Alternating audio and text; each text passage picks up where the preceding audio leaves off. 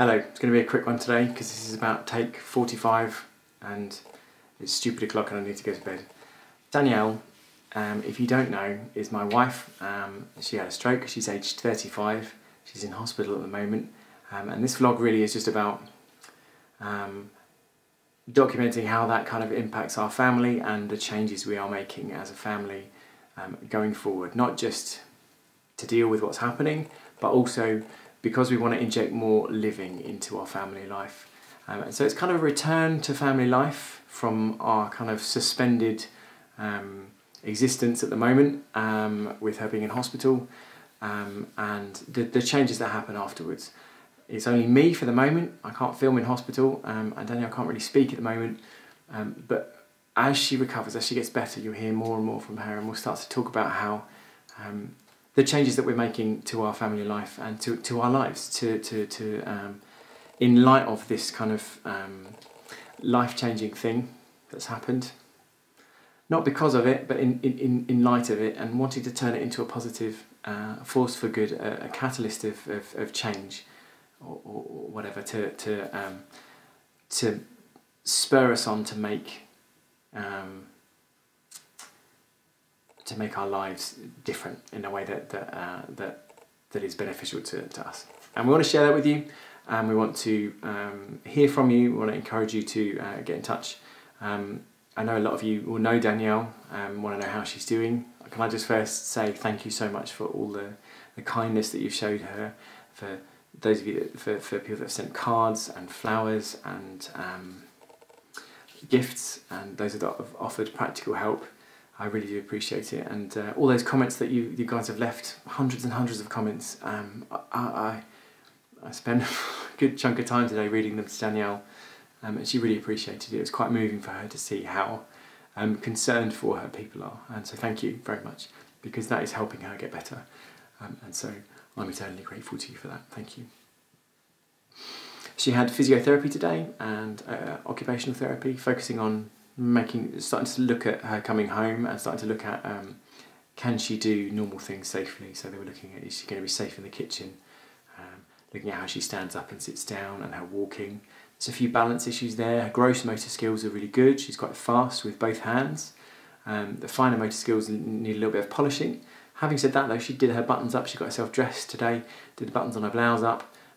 It's her right hand, if you didn't know, that's weaker at the moment, and so it was slower, but she did manage to do it, and the grit and determination on her face was something to behold while she was trying to do that. She pretty much showered herself today, which was really nice to see her have that little bit of independence back. We're still there to make sure it's safe, but just to have her kind of just these things that are normal, to see her return to being able to do those is really nice. It's really good. In some ways it kind of emphasises what's missing, but it is nice to see still. Her speech is different. Her speech is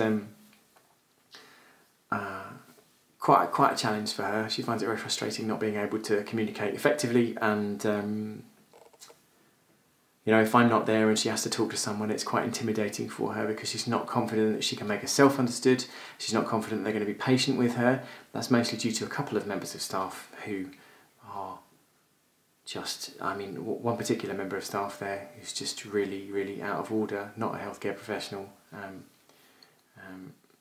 She brings the food round and she's just really, really unkind and doesn't seem to recognise that she's working alongside people that have had strokes. There's a stroke ward. Everyone has communication difficulties, and she's just really rude, and that's really upsetting to see, because it has a real impact on Danielle's confidence about speaking to people and being understood and understanding what's going on.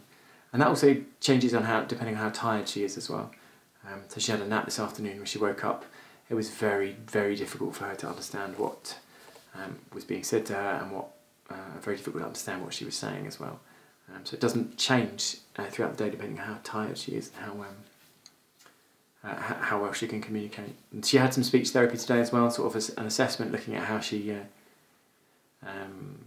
writes, reads, speaks and understands, and the kind of length of instruction that she can follow. There's a limit to how complicated an instruction she can kind of decode. looking at her reading, identifying objects and things like that. It's quite interesting from my point of view to sort of see how they assess these things and how they go about it. So speech really now is the most frustrating thing for Danielle. I think that it's not. It doesn't feel like it's coming back as quickly as the motion is, but really that's because of the complexity of speech compared to moving around, and balance and stuff is difficult for her, and the finer stuff is more, the more intricate movement is more difficult. But if you compare the number, just purely in terms of the number of muscles and nerves that are involved in moving an arm and a leg versus the number of muscles and nerves involved in speaking, in thinking through the words, what needs to be said, in understanding, and then just producing the right sounds from that kind of that plan in your head. It's a much more complicated system, so of course it's going to take longer. It doesn't mean it's... I suppose in some ways it would be preferable if that recovered quicker, first, and we sort of had a delay on the movement, because at least she can have a bit more of a human connection. Having said that, she's doing fantastically well, and her writing is really good. When she gets the right word, she can write it really clearly. It's interesting with names, actually, because when I was reading your comments on YouTube and Facebook,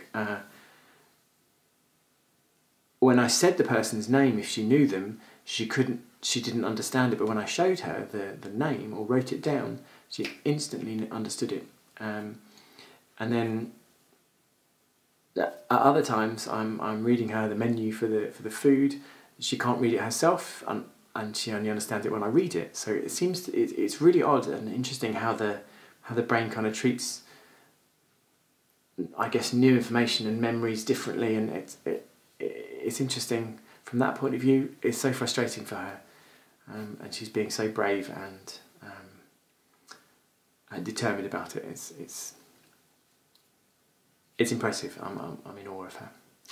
A couple of people have sent me messages asking, because they know, you might know, we for a long time, Danielle and I have been Christians. We were heavily involved in church and Christian charities, and I worked for the church for a while, and a couple of people pointed out that it was odd that I hadn't spoken about faith.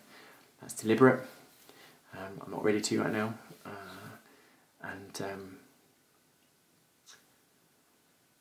I was a little bit hurt by the way that those comments were made, because of the way something appears on the outside. I felt a little bit judged by the people that had made those comments. I will talk about it, and just not yet. So please don't ask. Having said that, please do, if you have questions or comments or things that you want to ask about or go into as we start to get more kind of into how life's going to change. Please do comment and ask about that. It's just that one thing that I'm just not ready to talk about right now. I'm sure you can understand that. People have asked if they can share these videos. Please do. Yeah, absolutely. They're meant to be shared. They're on a public platform. They're on YouTube and Facebook. Please do share them as much as you want to. Please use them if they'll be useful to you in whatever you do. I do appreciate that. Thank you for asking, but yeah, of course you can use them wherever you like. Danielle continues to get better. Noah is really, really tired, and he's finding this very difficult because everything is so rushed all the time. There isn't much time during the day to get him to Danielle and get him home, get him fed and into bed. He's finding it really, really rushed, and it's difficult. Thank you to those that are supporting him, parents of friends and of his friends at school. Thank you for your support and your offers of help as well. It really makes a big difference. Sorry if I'm asking you last minute to help him. It's kind of in my nature to be a little bit last minute, so sorry about that.